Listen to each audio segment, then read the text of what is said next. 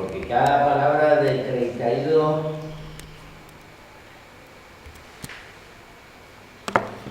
dentro de la palabra de 32 van cada 4 lugares de memoria. Eso está bien. Para la memoria de código no tenemos problemas. Lo aceptamos. O sea, porque se va incrementando 4. En la memoria, correcto, el PC se va incrementando en 4. Y ahí no hay ninguna discusión. O en 4 o en 2 si trabajo con instrucciones 16 bits. El tema es con la memoria de datos. Y ahora viene eso. Era el momento que habíamos dicho que tenías que preguntarlo. Muy bien. Es así como habíamos coordinado. Te debo la pizza. Agrega un montón de interrupciones que nos va a llevar un lindo rato charlarlo. Es determinístico. A ver, ese es un concepto, el determinismo es un concepto fundamental para tiempo real. Nosotros estamos hablando de sistemas embebidos en tiempo real. El determinismo se contrapone contra el estocacismo, es decir, procesos estocásticos, en los cuales me vale la probabilidad. Ustedes imagínense qué suerte tener un airbag que actúe estocásticamente. Sí, eso, qué suerte, porque si no, qué suerte. Qué suerte que actuó. Qué suerte. Ah, está bien, pero para estar cerrada la suegra. Los laterales, ¿no? El mío es determinístico. Bien. ¿Qué significa en nuestro caso? Dicho en forma sencilla, que el sistema es predecible. Que yo arranco de un estado y que con un conjunto de excitaciones siempre voy a llegar al mismo estado final, con las mismas salidas y pasando por los estados intermedios iguales. Por los mismos estados intermedios. Entonces, cuando nosotros estamos pidiéndole a un micro que sea determinístico, significa que va a entrar en interrupción siempre tardando el mismo tiempo. Y va a salir de interrupción siempre tardando el mismo tiempo. ¿Por qué hacemos hincapié en el tema interrupción? Porque interrupción es impredecible. Es un evento asincrónico. Lo que yo escribo en programa es producido por mí, se supone que yo puedo garantizar que mi código sea siempre determinístico. Pero las interrupciones no sé cuándo aparecen. Y si me aparecen dos simultáneamente, y bueno, yo tengo que garantizar que siempre, a pesar que me aparezcan 2, 3, 14 simultáneamente, el tiempo que tarda en entrar en interrupción sea siempre el mismo. Y el tiempo que tarda en salir de interrupción sea siempre el mismo. ¿Está claro? A eso se refiere el término determinístico aplicado. Exactamente. Y esa es la razón por la cual, cuando apareció Cortex, recién empezaron a surgir los sistemas operativos en tiempo real. Con ARM 7 había poco y nada, porque ARM 7 no es determinístico. O sea, en otras palabras, interpreto yo que lo que hace es asegurarte que en tantos milisegundos, microsegundos, sí o sí te va a atender. Exactamente. O sea, aunque vengan 2, vengan 3, pero el sistema te permite garantizar que yo voy a tardar, en nuestro caso siempre vamos a tardar 12 ciclos de reloj en entrar en interrupción. En el caso de Cortex, de ARM 7, perdón, podía variar entre 26 y 42. Lo cual no es que, el problema no es solamente que tarde 26 frente a 12, sino que es 26 o 42. Digamos que el airbag está totalmente abierto o el airbag me deja pasar. ¿Está bien? Baja latencia, lo cual significa poco tiempo entre que aparece el pedido de interrupción y que es atendida la interrupción. Interrupción no enmascarable.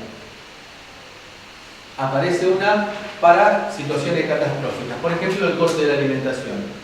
Cuando se detecta que se está cayendo la alimentación, hay un comparador que me genera una NMI para guardar el estado de la caja registradora, no sea cosa que la operadora me la desenchufe para decir no vendí nada. Ahí entonces se va el comentario, no era crédito no me acuerdo cuál, pero el crédito tiene una código de tensión interna de referencia que la compara con la alimentación, si baja. Exactamente.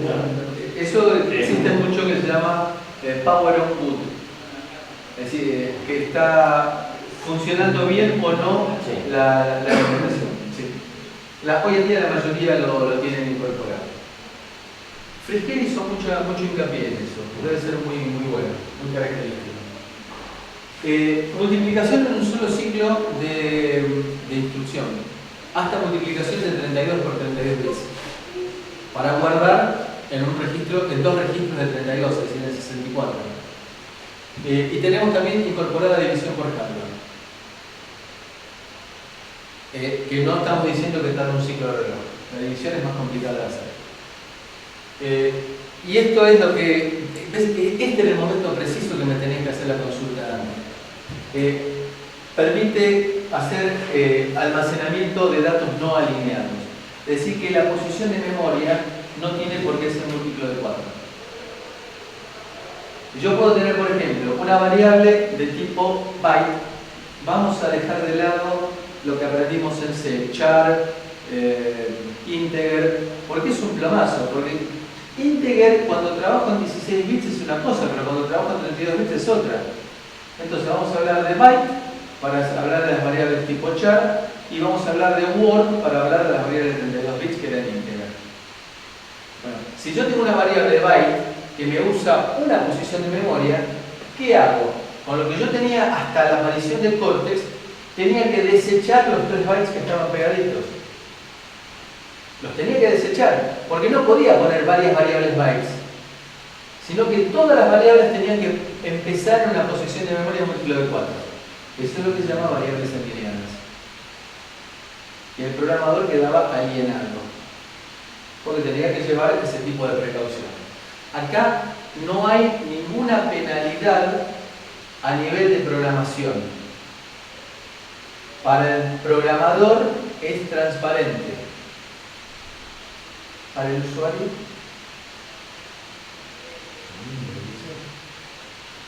¿no hay ninguna penalidad? A ver, pensemos en una variable, no lo dibujo para ir un poco más rápido, a ver, tratemos de entenderlo. Supónganse que yo tengo una variable que no está alineada.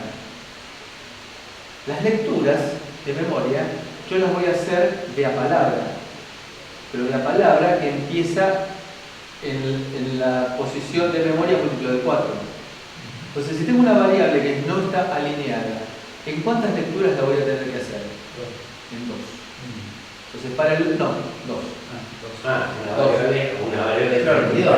Una variable de 32. Una variable... Sí. Claro, si no está desubicada... Está desalineada, tengo que hacer... Que después me lo arme automáticamente es otra historia. Pero la penalidad que pago es el tiempo. Y eso lo vamos a necesitar cuando veamos la parte de código. ¿Quién es el que decide la no alineación, digamos? El programador. Es el programador. Claro, cuando yo voy fijando las variables, Sí. en esas meto 3 variables que sean de tipo Word, después meto una variable que sea tipo byte. Por eso, pero eso, digo, me lo determina el orden en que yo voy Claro. definiendo las variables, digo, che, un word, otro word, un byte, un word, Sí. pum, la genera. Claro. Entonces, en una de esas Hay que tener cuidado. Claro, hay que tener cuidado. En la definición. Bueno, perdón, si te importa tanto el tamaño, el tiempo No, de... digo, en una de esas no tenés intención de generar una desalineación de las variables de memoria, sino que lo haces Sin querer queriendo. por ignorancia. No sabes. Pero pará, vos al compilador le podés decir, todas estas variables, hacémelas alineadas. Alineadas. Claro. Me quedo tranquilo. Claro, Claro, sí, tenés que estar contento. Entonces, manejamos datos no alineados. Una cosa que pasó desapercibida era que la familia ARM7 no tenía manipulación de bits, es decir, no me permitía hacer bit set, bit reset. Lo cual, para un microcontrolador, no tener bit set, bit reset era un suicidio. Porque yo tenía que leer una palabra, enmascarar un bit y volver a escribir. Read, modify, write. Si me aparecía una interrupción en el medio, me podía hacer un desastre. Y supongamos que la interrupción quería acceder a ese puerto de salida, entonces la interrupción escribía y yo después cuando volvía a la interrupción y terminaba la operación de read modify write, destruía lo que había hecho la interrupción. Con lo cual estamos en la manipulación de bits incorporando operaciones atómicas. Atómica significa indivisible. Y eso lo vamos a llamar, anticipándonos, bit banding. Y tenemos FAM2. FAM2 es el modo que dijimos de poder trabajar intercambiando instrucciones de 32 y de 16 bits. Entonces, modos de muy bajo consumo que trataremos de utilizar cuando no haya más remedio, en el sentido de que tiene el problema de que se tarda mucho tiempo en salir de esos modos de bajo consumo. Tenemos herramientas de debugging incorporadas dentro del propio chip. Ha sido pensado para trabajar en C. Tiene un soporte importante para manejo de sistemas operativos. Nos facilita las cosas para manejar sistemas operativos. El mapa de memoria es fijo, que también lo habíamos anticipado, diciendo que desde la posición de memoria 0 hasta la 1 FFFF, ahí puedo colocar flash. Puedo colocar flash significa tengo un espacio reservado para flash de 512 megas. Tecnológicamente lo que hay en este momento es 1 mega. Y con 1 mega puedo hacer un transbordador espacial más o menos. Y que después me dicen desde la posición de memoria 2.00000 hasta la 3FF, ahí puedo poner RAM. Que hoy tecnológicamente pueda llegar a implementar 64, 128 o 156 cada RAM, bueno, estoy usando mucho menos de lo que está reservado. Eso significa mapa de memoria fijo, que yo no puedo poner flash en cualquier lugar del mapa de memoria. Me reservan una zona de memoria flash, yo usaré la que pueda fabricar en este momento. Eso lo define cada fabricante, ¿no? Claro. Y dentro de cada fabricante, los distintos modelos de ese fabricante. Por supuesto, exactamente. Forma parte del tamaño de memoria dentro de los criterios de selección que vamos a mostrar después. Bit banding, que es la operación atómica de bits. Entonces la byte significa 8 bits, half word 16 bits, word 32 bits. El repertorio de instrucciones será de 32 bits, lo que se llama modo ARM, el modo thumb de 16 bits. Thumb, de vuelta, le gusta ese tipo de cosas. Thumb, ¿qué es? El dedo pulgar. Y también es pulgarcito. Entonces, modo thumb dice pulgarcito en el país de los gigantes. Viernes a la noche, tipo 11 de la noche, ya los tipos tiran para arriba. Sí. Lo que yo me imagino es que si fuese al revés, ¿no? O sea, digo, en vez de que ellos nosotros leyéramos terminología propia de ellos, fuese un 16 bit pulgarcito, ¿no? ¿Cómo quedaría? No nos entenderían y menos no nos aceptarían, porque no están acostumbrados a aceptar cosas. Bueno, ese es otro tema. Están acostumbrados a imponer cosas, no a aceptar cosas. Bueno, el thumb2 es la combinación de ambos, en la cual yo voy a poder mezclar sin problemas instrucciones 16 y 32 bits. Hay algunos que tienen extensión Yacel, unos pocos, y que permiten ejecutar Java. Decimos nosotros que el core de Cortex M3 y la parte de debugging, que vamos a ver en algún diagrama en bloques que ocupa muy buena parte del chip, fueron diseñados por ARM y después el fabricante del chip diseña qué periféricos quiere colocar y qué cantidad, qué tamaño de memoria va a usar tanto para flash como para código, y la parte de entrada y salida del clock y el reset. Esos son diseñados por cada fabricante. Aquí vemos, este es el Cortex M3, en el cual ampliamos la parte del core. En el core tenemos, por un lado, en el núcleo, la unidad aritmético-lógica, con la división por hardware y multiplicador de 32 bits, les juro que dice eso. Sí, no se ve nada.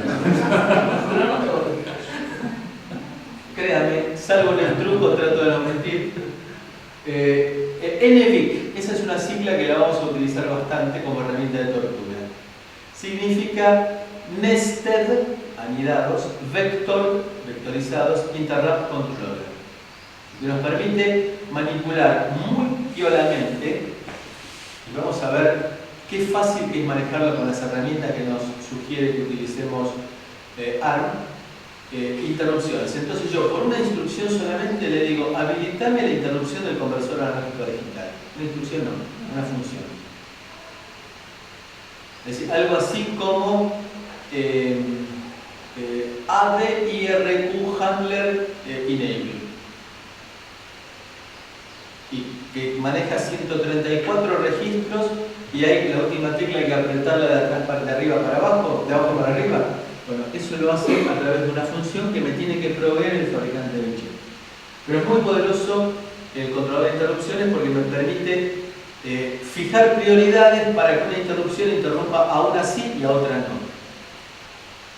La parte de ETM significa Embedded Enhanced Trace Macrocell. Macrocelda de trazo mejorada. Es para la parte de debug en tiempo real. Después tenemos lógica de control, interfaz para código, para instrucciones, interfaz para datos, con la parte del decodificador de thumb y thumb2, es decir, que me expande las instrucciones.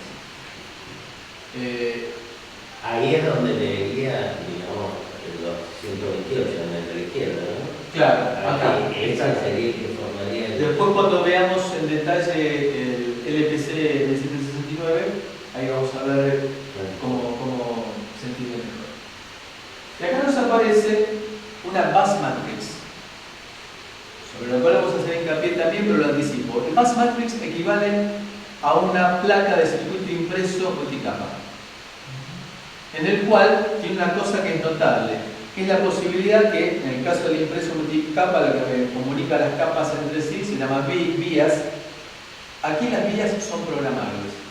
Entonces yo puedo decir, ahora puedo conectar directamente, por ejemplo, el conversor analógico digital directamente a la RAM, sin pasar por el micro.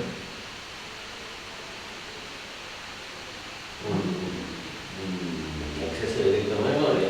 Claro, Una cosa así. pero puedo hacer varios accesos directos a memoria mientras el procesador está haciendo otra cosa. Porque yo al mismo tiempo puedo conectar al procesador con la memoria de código o con otra zona de memoria RAM para que el procesador siga haciendo su vida y por el acceso directo a memoria yo estoy comunicando periféricos con memoria o periféricos entre sí. Es decir, yo si quiero puedo por ejemplo hacer un conversor de velocidad de comunicación serie automática que reciba a una velocidad, lo conecto con otra WARP y que transmita a otra velocidad. Eso es lo que llamamos bus matrix, y lo vamos a ver en detalle. Bueno, acá tenemos el NVIC, el controlador de interrupciones, que está pegadito al núcleo. Esto lo fija ARM. Y acá me dice, fíjense, que puede manejar hasta 240 interrupciones. ¡Wow! Con hasta 256 niveles de prioridad. ¡Wow! ¡Wow! ¿Lo implemento en todos los casos? Imposible. Más que imposible, no, pero para ahorrar áreas de integrado. Entonces, si yo voy a trabajar con 32 interrupciones, ¿para qué voy a dejar la posibilidad de 240 interrupciones? Y no voy a generar un controlador que me permita manejar 256 prioridades. ¿Para qué más prioridades que la cantidad de interrupciones que tengo? Entonces, esto es lo máximo permitido y lo adaptaré después a la realidad de mi chip, porque va asociado el tema consumo con la cantidad de vertientes que tengo. Ahora, el NVIC esos niveles máximos de vectores y de prioridades están definidos por el ARM. Sí. cantidad máxima, sí. El fabricante le pone 3 O 5 50, o ninguna. lo que sea. Pero, ¿por qué hizo esto? Insisto, porque el ARM7 no intervino en la especificación ARM Dice algún que- del control de interrupciones y fue aquel ARM total. Todo lo que aparece en celeste es la parte de debugging. Fíjense que hay un montonazo. Acá tenemos la bus matrix que habíamos mencionado, la interfaz con memoria de código, la interfaz con memoria RAM. ¿Me van siguiendo hasta aquí? ¿Sí? Bueno, la MPU que aparece aquí es una opcional, que en el caso del 1769 está presente. Por ejemplo, tenemos el micro con el Advanced High Speed Bus, que me permite conectar, por ejemplo, la RAM, DMA. Tenemos la posibilidad de conectar memoria externa para algunos, porque recuerden que memoria externa significa un montón de patas.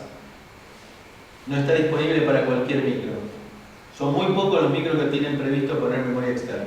Pero puede trabajar así como micro. Algunos de ellos- No, podría. No. digamos, alguna. Algunos que Y están algunos pensados para podrían- trabajar con muchas patas y que ya no son soldables por seres humanos, sino que son de tipo VGA. Ball Grid Array. La bolita, entonces eso ya ahí tenemos un montonazo de patas. Y después me aparece acá, fíjense que un bridge. Que esto es similar al de la PC. En la PC tenemos dos puentes que se llaman puente norte y puente sur, que son los que vinculan al micro con los periféricos. ¿Por qué? Porque los periféricos no tienen por qué trabajar a la velocidad del micro. En nuestro caso es exactamente lo mismo. Este puente lo que hace es vincular el micro que está trabajando a 120 MHz, por ejemplo, con los periféricos, que yo no quiero que trabajen a 120 MHz porque van a disipar mucha energía. Entonces, se justificaría tener una UART que está trabajando a 115 milibits por segundo, por ejemplo, 115-200, hacerla trabajar a 120 MHz. Seguro que no, porque no se justifica disipar 1000 veces más energía de la que está disipando. O un conversor analógico digital que está trabajando a 200 kilomuestras por segundo, que esté trabajando a 120 MHz. Entonces, esa es la función del bridge. ¿Cómo vamos de tiempo? Ya estamos en hora, ¿no? Sí, no, no. ¿Sí? Voy a averiguar mientras ustedes siguen. La arquitectura entonces del 1769 está resumida aquí. Tenemos lo que hemos visto recién, que sería la Memory Protection Unit, el núcleo del procesador, la parte de debugging y el controlador de interrupciones. Esto que está acá en un verdoso. Después tenemos afuera de lo que sería el núcleo fijado por ARM. Tenemos el PLL de la CPU, el detector, lo que vos me decías antes, el Paranoid Detect, el que dice que si la tensión de alimentación está bien o está mal, y el Power On Reset, el circuito de Power On, porque antes de detectar si tiene que autoprogramarse o no, hace un autotest. Si el autotest es algo hoy en día fundamental como para que el micro, antes de empezar a funcionar, vea si tiene todas sus partes enteras.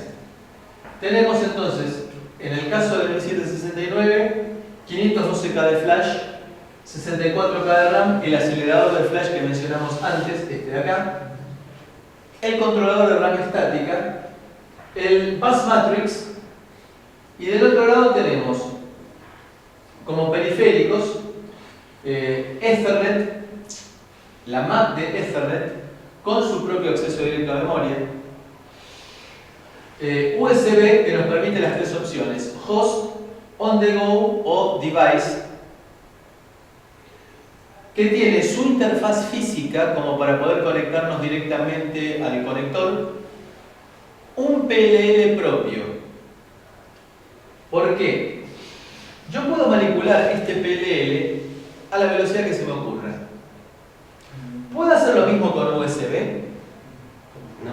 No, porque USB tiene una trama USB 2.0 de 125 microsegundos. Entonces, si yo este PLL lo mandé a 500 kHz, chau, me desconecté. Con lo cual tengo un PLL propio para mantener la latencia que requiere el USB. Tengo también mi propio acceso directo a memoria. Porque de vuelta, el micro, tanto para USB como para Ethernet, lo que hace es trabajar sobre buffers de recepción y de transmisión. Y después por DMA lo saco, sin intervención del micro. Después tenemos un DMA de propósito general. Y luego tenemos conectividad. Tenemos 3 canales I cuadrado C. 3 canales SPI y SSP. Un canal I cuadrado S, que era el que dijimos que era para audio. 4 watts, pensadas cada una de ellas para algún gustito en especial. Y después 2 interfaces CAN 2.0. La interfaz CAN 2.0, que no lo dije antes, CAN es una norma de comunicación que creó Bosch, la empresa que hace productos de uso automotriz alemana. Y la hizo para hacer interconexión dentro del automóvil, porque un automóvil hoy en día es un pequeño sistema de cómputo. Esa interfaz es muy eficiente en inmunidad al ruido y en rango de temperatura. Porque un automóvil, en el momento del arranque, aunque parezca mentira, sobre la batería se pueden llegar a producir pulsos de 600 volts. Y por otro lado, va a trabajar en rango de temperatura que podrán ir desde menos 20 grados hasta en pleno verano, y adentro debe ser como 80-85 grados. Entonces, hoy en día, en base a ese rango tan exigente de respuestas que tiene, se lo está utilizando mucho en la industria automotriz. Perdón, en la industria. Tenemos acá el bridge y el bus de baja velocidad, y de este lado tenemos conversor analógico digital de 12 bits, conversor digital analógico de 10 bits, 4 timers de 32 bits, control de motores por PWM, y para cerrar el lazo de enganche, el lazo de control, tenemos el detector de cuadratura, como para ver en qué sentido, en qué sentido nos estamos moviendo, dicho en pocas palabras. Él me comentaba eso. ¿Dónde está? Habíamos dicho que era justo antes de ir a comer, si tenía que decirlo. Y debe tener puerta general. Sí, tiene motores. Pero y aparte, cosas muy piolas para los GPIO, que eso lo van a empezar a ver a la tarde. Que yo, a diferencia de lo que pasaba con todos los micros anteriores, que yo sabía que la patita 14 del chip era la IRQ0, acá yo puedo decir, en tiempo de ejecución, bueno, quiero que el PIC 4 del puerto 0 me genere interrupción. Lo programo. Es decir, no es que sea siempre esa patita. Y después digo también que el bit 5 del puerto 2 me genere interrupción por flanco creciente, y lo programo. Entonces, lo que estoy diciendo es que los pines de entrada y salida pueden ser programados para generar interrupción. Qué complicado el diseño de toda esta historia, ¿no? Matrices. Le sacaron el jugo a la matriz. Quiero comentarles un caso de lazo de control, y es el momento en el cual, que no puede faltar en la cartera de dama ni en el bolsillo del caballero, les quiero mostrar. El paire del conmigo está Por supuesto.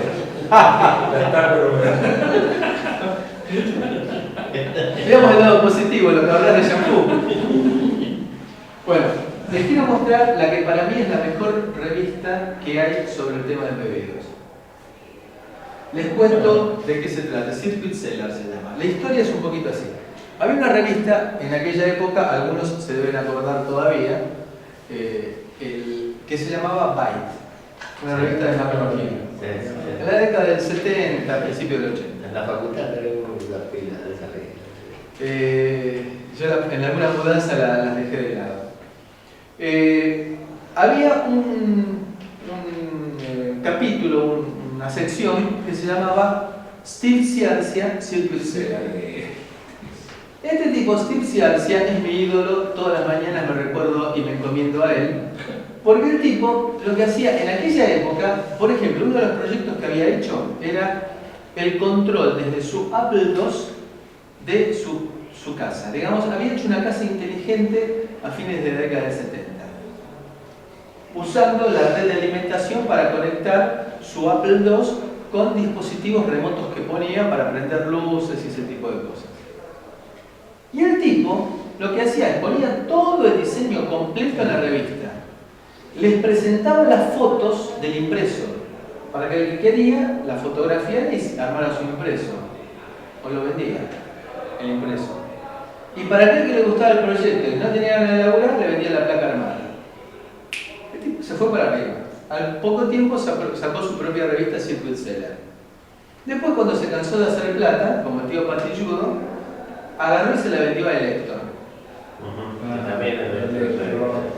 Que a mí personalmente esta revista me gusta más. Salió un artículo ahí, y a eso quería ir, de un fulano que hizo un sistema de control muy original, maravilloso. Un fulano fanático del café. Digamos, hay gente que, bueno, si uno va a Starbucks, por ejemplo, ve que hay distintos tipos de café. Todos los días le ponen un café distinto. Hay gente que es fanática del café y el café Pepito tiene que estar entre 56 y 59 grados, porque si no es una porquería para el gusto de él. Entonces el tipo se había hecho un sistema, como tomaba varias tazas de café por día, un sistema en el cual, mientras estaba laburando, tenía a su costadito la taza de café a temperatura constante. ¿Qué había hecho? Un calefactor balanza. Es decir, tenía una balanza y un calefactor. Entonces sabía que la taza pesaba 129 gramos, por ejemplo. Entonces cuando ponía y pesaba el conjunto taza más café, tanto, descontaba la tara y sabía cuánto café tenía ahí. Entonces calefaccionaba en función de la cantidad de café que tenía. El tipo hizo un PID y estaba todo el desarrollo teórico en la revista. Me pareció un trabajo maravilloso. Hay gente que termina de laburar a las 6 de la tarde, evidentemente. Es envidiable. Sí. Bien. ¿Qué fue del Elector? Sigue existiendo. Sigue existiendo. Pero la versión Elector española, Sigue primero que es en euros. Es alemana. Era alemana, pero compró España. en España sacó una versión de Elector. Pero primero la suscripción es en euro. Viven pensando que el mundo está pasando una situación económica maravillosa y nosotros también. Y aparte son cosas difíciles de implementar porque utilizan componentes que se consiguen en Alemania. Pero en el episodio anterior, ese LMA tiene uno solo.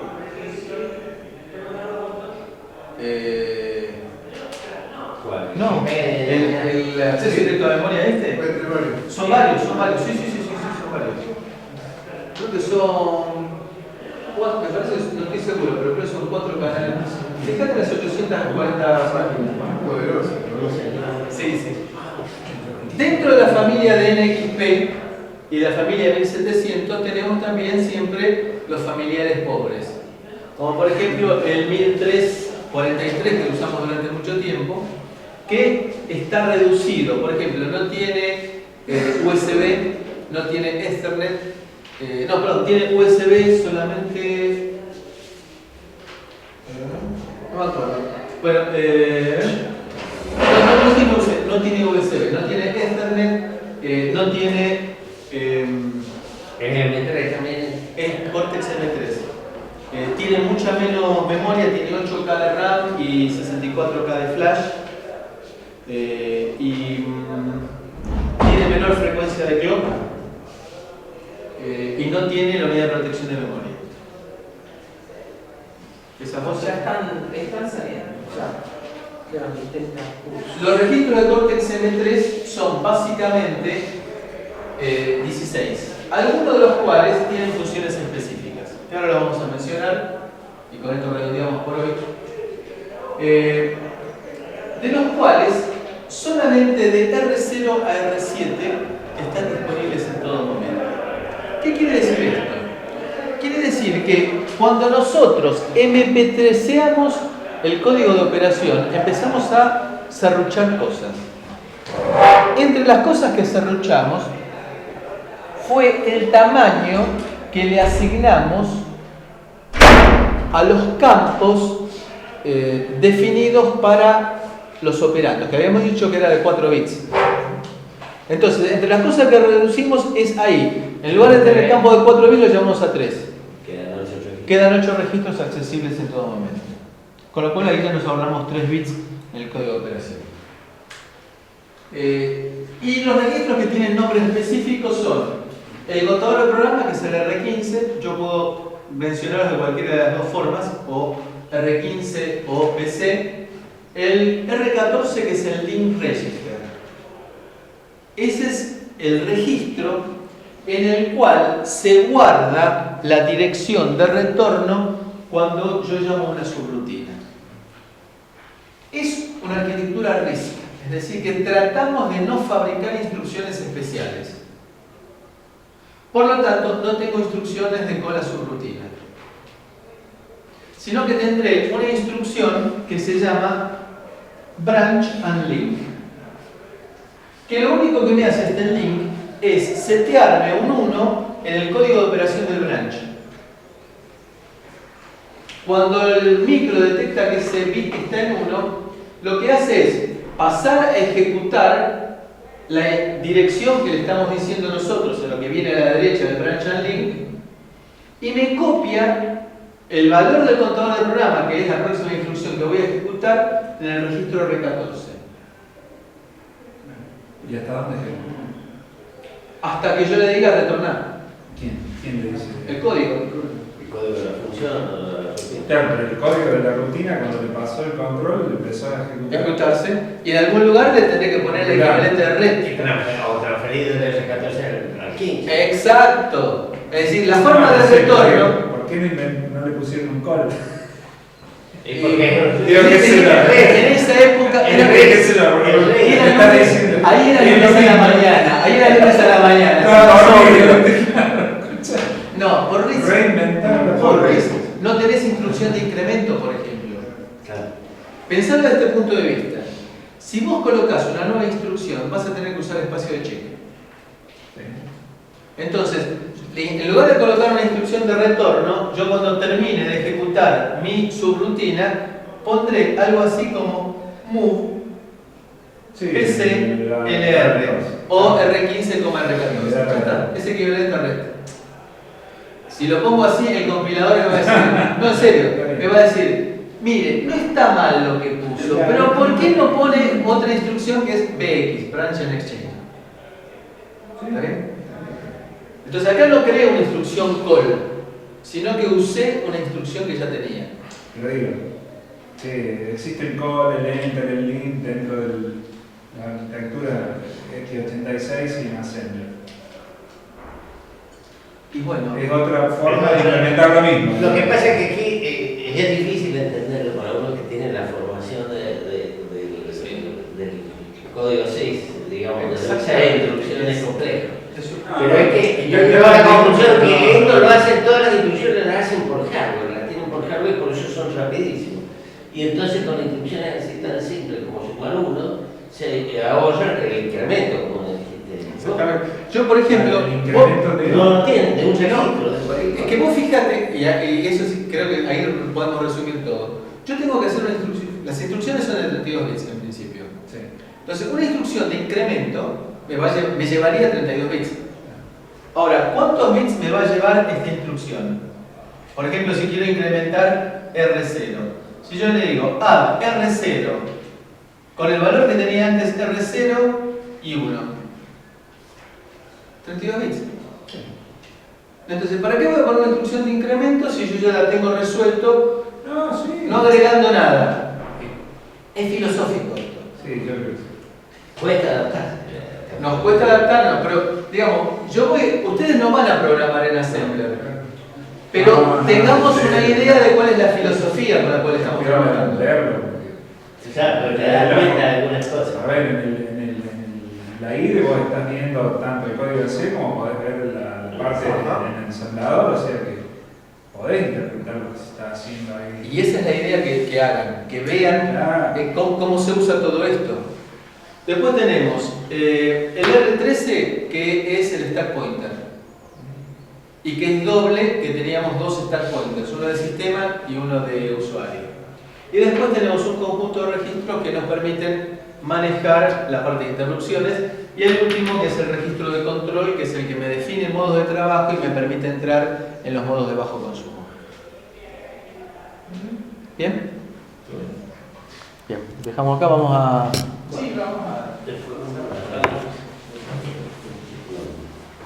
La revista esa es de Estados Unidos. La compré por correo. Me suscribí. Marcelo, disculpa, para ver tarde tenemos que tener instalado